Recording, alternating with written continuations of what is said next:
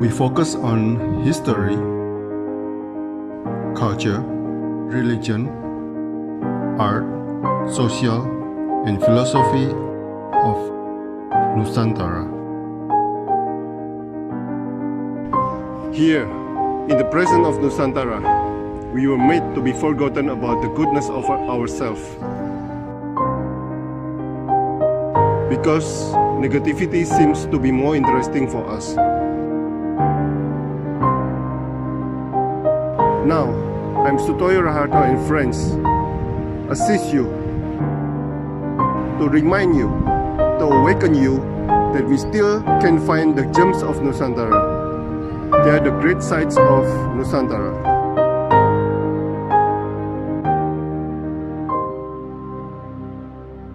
Selamat sore Bu Teresia Wulandari, seorang seniman yang ada di Yogyakarta. Bintang TVRI ternyata.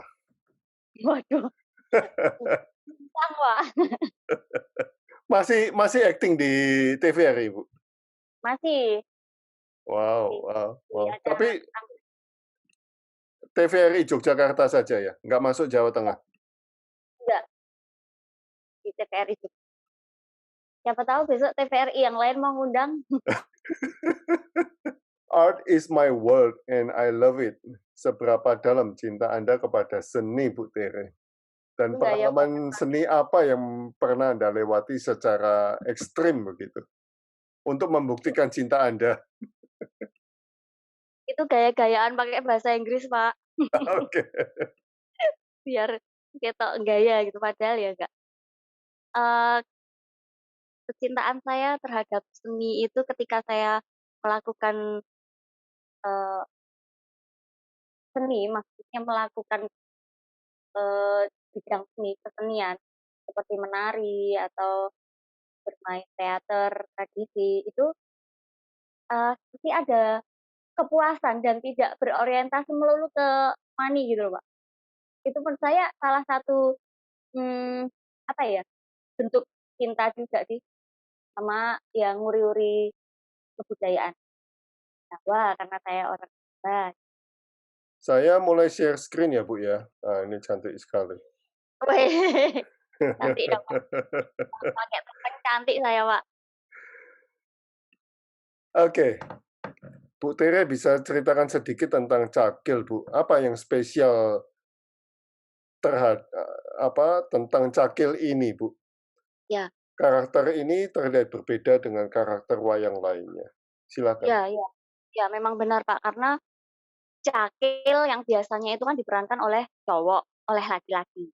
Dan Cakil itu mempunyai karakter gerak yang berbeda dengan tokoh-tokoh yang lain, dengan kelincahannya, dengan motif gerak tangannya yang petakilan tapi teratur, yang sangat lincah. Nah, itu yang menjadikan Cakil ini berbeda dengan tokoh yang lainnya. Dan yang di sini yang menarik adalah di sini diperankan oleh wanita, oleh perempuan, yaitu saya. Itu sebuah tantangan bagi saya ketika saya dijauhi untuk didapuk untuk memerankan nih peran Cakil. Duh, Cakil, waduh itu sebetulnya saya waktu itu sempat asam lambungnya naik, Pak.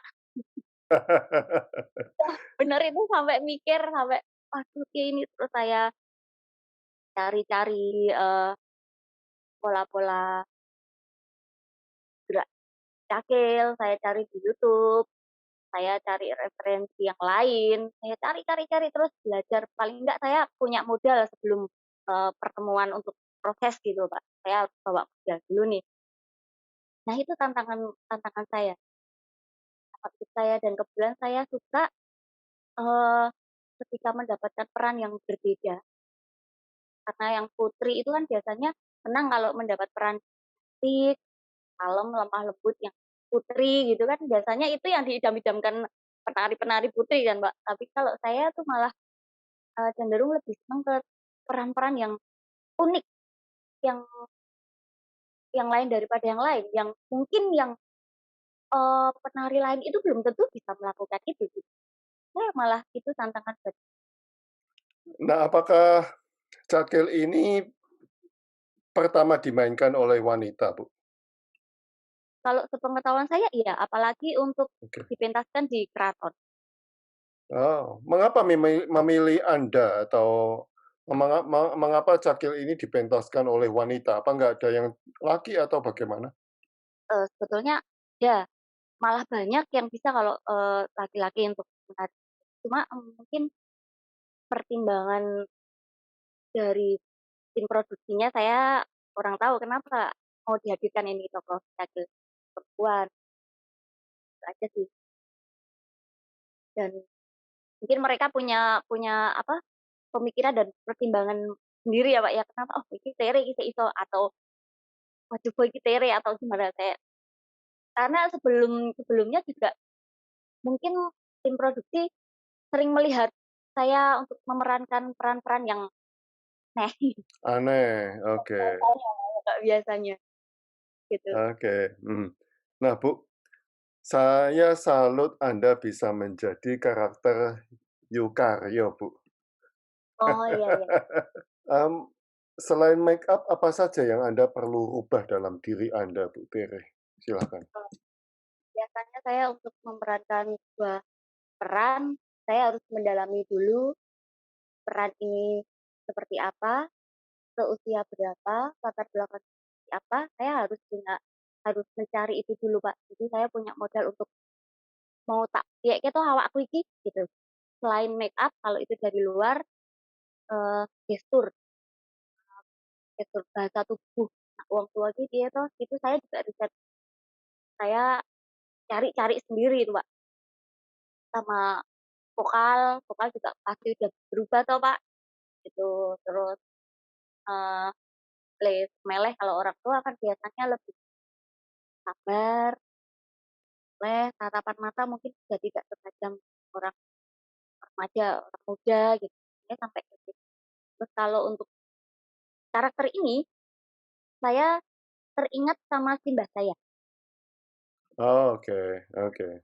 Kebetulan, Pak, setelah saya foto ini, itu bikin keluarga saya itu terharu, kayak sampai apa, berambangi gitu, sampai Iya iya tersenyum. iya. Karena seperti melihat simbah. Jadi memang simbah saya itu hampir seperti saya ini, hampir seperti Yukarya ini. Beneran, Pak. Dan itu ini kalau nggak salah Blitar apa, kalau nggak Blitar, tapi sebelumnya itu saya juga ziarah ke makam simbah itu, sampai saya ke situ. Pokoknya nyuwun pangestu gitu. Wow, ini sebetulnya film apa atau drama apa? Itu untuk festival ketoprak, Pak. Festival Oke ketoprak 2018 kalau nggak 16. oke. Nah, Yukaryo ini apa perannya di dalam Cerita itu. festival? Ya.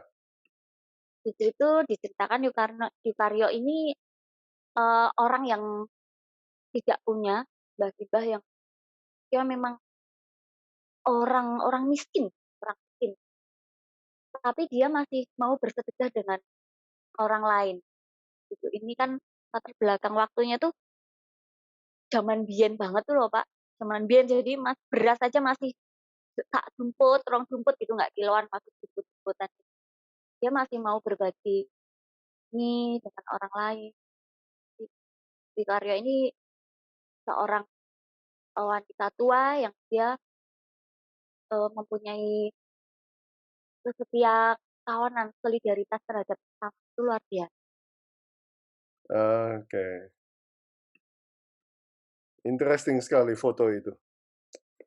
Nah, Bu Tere mengatakan senang memerankan karakter Wisakti ya. Apa yang Anda senang, Ibu? Trisakti ya. Oke. Nah, Ini kan juga aneh ini karakter ini. ini kalau Bapak memirsani, di situ juga memang benar karakternya berbeda. Dia juga, eee separuh saya ya, orang tua, lalu dia tuh dukun, dukun Oh, sakti oke. dukun sakti, dia peracik racun. Oke. Iya, di situ saya juga mencari gestur-gestur sendiri, Pak. Jadi bagaimana supaya si dukun ini mempunyai kekuatan karakternya di gesturnya, karena dia nggak banyak ngomong, itu nggak ada ucapannya juga dikit, dia hanya nembang sedikit itu, lalu jadi dia harus menguatkan itu melalui gestur dan karakternya, menguatkan karakternya dia. Jadi itu saya cari, iya yuk tak golek iki pepentong rene utawa gimana, terus ada syaratan-syaratan, malah itu saya cari-cari sendiri. Itu tantangan dan saya tertarik di situ, Pak, Nah, mencari-cari. dukun sakti ini cari di mana, Bu, karakternya? Karena kalau dari sutradara, tidak sedetail itu memberi, apa namanya, gambaran. Jadi ini intinya kamu sebagai dukun sakti yang begini begini begini, oke. Saya mencari-cari, kalau dukun sakti dia racik racun kan, di sini tuh kayak image-nya kan udah dia jahat nih. Nah, nak jahat itu dia tuh karakternya dengan matanya yang gimana, terus ada syaratan-syaratan. Itu hanya untuk nambahin itu, ternyata di ACC oke, baik, masuk. Tangan itu nyari aja, Kak. Saya nggak tahu, ya pokoknya nyari-nyari aja. Di foto ini, di foto selanjutnya, di foto ini Anda mengatakan, "Tak ngicipi pahitan pahitan niki rasane koyo apa?"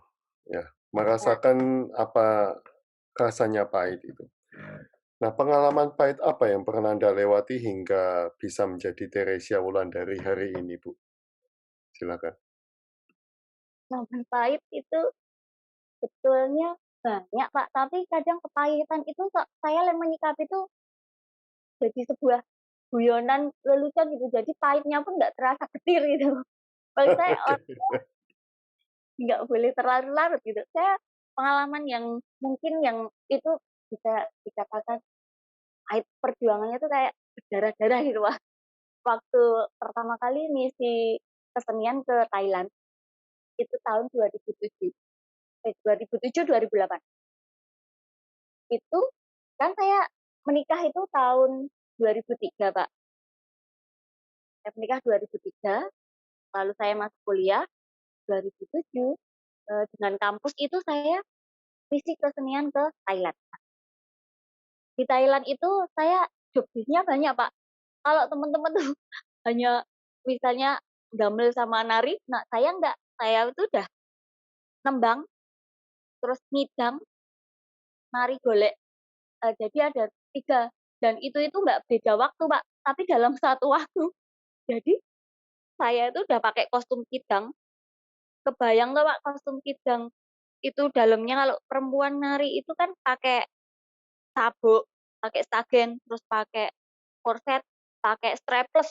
Wah, seseknya kayak apa tuh. Itu udah pakai kostum kedua, Pak. Pakai kostum golek lagi. Yang sini ada gamang kayak burung itu loh, Pak. Iya iya Kayak iya iya. pakai itu.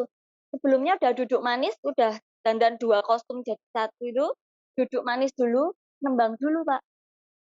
Nembang dulu. Golek ayon-ayon keluar, habis nari golek ayon-ayon keluar, masuk cepet-cepet itu ganti ngelepas pakaian pertama tuh langsung keluar, duduk lagi nembang, Pak. Jadi kondisi masih megah-megah itu saya udah "Maneman, eman, eman," gitu. Wes nembang megah-megah itu, Pak, campur. Setelah itu keluar di taping kanan langsung ngidang. Ngidang itu kan gerakannya lincah, meloya melayu, kakilan ngalor ngidul itu, masuk lagi nembang lagi. Nah, dan ternyata itu saya tidak tahu kalau itu kondisi saya hamil. Oh, oke Dan oke. itu jadi pengalaman jadi seru gitu, Pak. "Lah, kok nak?" Kayak gitu. Sampai pulang apa kecapean, sampai rumah kok isih lemes, terus akhirnya tes, eh alah ternyata kemarin itu di Thailand saya bawa jabang bayi, tapi nggak tahu. Dan itu anak saya keluar itu bisa jalan itu larinya kayak kijang gitu loh, Pak. Oh. Jinjit-jinjit itu kayak kijang. Itu tak pikir, "Oh, mergo mbiyen aku ngidang." Ada satu lagi pengalaman saya, Pak, waktu misi kesenian ke, Canberra. Itu tahun 2014. Saya pingsan di pesawat. Apa, Itu Bu? pingsan. Oh, pingsan. Pingsan di pesawat, Pak. Itu gegerke sak penumpang sak pesawat, Pak, itu. Itu pengalaman yang kayaknya pahit gitu, Pak. Yang paling pahit itu. Itu karena mungkin kecapean sebelum berangkat itu ada syuting 3 hari. Habis itu berangkat, udah terus packing sama teman-teman kan packing-nya sendiri, kostum di tubuhannya itu kita kostum di-packing sendiri, bawa ya sendiri. Itu kecapean gitu. Terus jalan di bandaranya itu jauh banget, Pak. Di Changi kalau nggak salah. Jauh banget Mbok sak Yojo ini ya, Pak. Capeknya minta ampun tuh. Terus ini di pesawat, eh tepar saya, Pak. Pingsan tuh sampai, waduh. Tapi dari pingsan itu bisa foto sama pilotnya, Pak. Oh. Soalnya ditanyain, mana tadi yang pingsan? Terus ini. Terus akhirnya foto bareng. Loh, Bu Tere, Lucu ya, lucu. Anda ikut grup TVRI atau Ya, freelance atau bagaimana? freelance. Kalau di TVR itu hitungannya saya freelance karena nggak kontrak juga. Oke, Tapi ya, sampai sekarang masih di TVRI berarti? pasti, pasti. Nah, selain TVRI, memerankan apa lagi? Seni tari begitu? Ya, sebetulnya saya basicnya itu tari, Pak. Dari TK saya sudah menari. Dari TK menari, SD masih menari, SMP juga, SMA saya masuk ke SMKI, melakukan bakat saya di SMKI. Itu di ASA terus. Setelah itu saya ke UNY. UNY Pendidikan Seni Tari. Jadi sebenarnya saya Oh, tuh murni cah tari gitu lah, anak tari. oh, Tapi saya dulu gini Pak, saya senang bermain rawong dengan eh, teman-teman di jurusan lain, apa ya kayak teater, terus senang main-main ke sana. Secara nggak sengaja sih, cuman pengen rawong aja. Itu kayak mau foto, belajar apa tuh itu. Terus kalau di SMK itu kan ada pelajaran vokal, vokal tari, vokal daerah. Dari situ ke asah, oh cah iki ono bakat vokal nih, terus diarah lagi di asah itu. Terus ke oke. UNJ. Tapi Berarti umum, dari seni tari baru masuk teater gitu? iya. Kalau komunitas dulu ikut Akapela Mataraman di seni vokalnya. Ya, Mataraman kalau Pak penasaran coba buka YouTube Akapela Mataraman. Dulu sama Soimah juga tuh Pak. Oh, oke. Nah, jadi sekarang masih fokus di duanya atau udah hanya di teater saja? Kalau sekarang lebih lebih banyak Di mana? di teater tradisi. Oh, di teater tradisi, ketoprak begitu? Iya, iya ketoprak. Kalau dilihat perkembangannya memang kalau regenerasi di tari itu banyak dan cepat, Pak. Tapi kalau di teater teater tradisi, khususnya ketoprak itu nggak nggak sebanyak dan nggak secepat di tari. Tari itu banyak sekali generasi. Nah, Bu Tere, bagaimana perkembangan ketoprak ini? Saya tahu, saya ngalami tahun 80-an itu kita nonton ketoprak, tahun 90-an ya semakin lama semakin dikit, sampai TVRI sudah tersaingi, ya tahun 2000 ke atas ini saya mah nggak mungkin udah 20, 30 tahun udah nggak nonton ketoprak. Bagaimana perkembangan ketoprak di Jogja sendiri? Nah, perkembangan ketoprak sekarang malah bagus, Pak. Bagus. Masih beberapa tahun belakangan itu memang beda. eh Seni tradisi di ketoprak ini kayak apa namanya? Kayak kesilep gitu sama di yang lain ya. Tapi sekarang ini malah lebih dunia gitu Pak. Banyak anak-anak muda di kayak di kampung terus mereka punya komunitas sendiri atau wilayah kabupaten, kecamatan itu udah ada komunitasnya masing-masing gitu. Oh, wow, interesting ya. Iya, iya. Sekarang, apa ya, perkembangannya tuh cepat tuh, Kak.